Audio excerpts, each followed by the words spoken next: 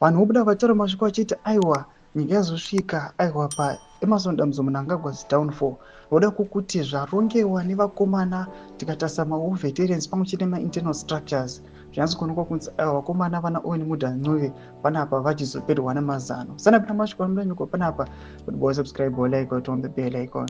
Tipina BBC Zimbabwe vanoposta aiwa Owen Mudha Ncube kunanyora vachiti EDC downfall.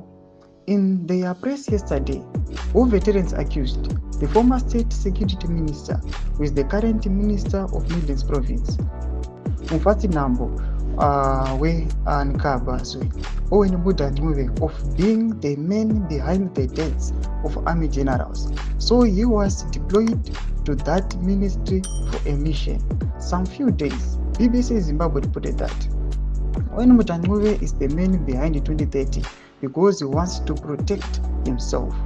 Ndo masviko anobuda panapa tiona kuti aiwa vakomana mawour veterans vauya panapa vakabata Mudha Ncube vakamuti aiwa ndiye mukomana ari kukonzeresa kufa kwemajenerali ari loyal kuna VP Chiwenga, uchionekwa kunzi aiwa arikuda kuvaparadza vese kuti iye agosarawo ari safe aiwa nekukliya achipeva way aiwa yemutungamiri wenyika for 2030.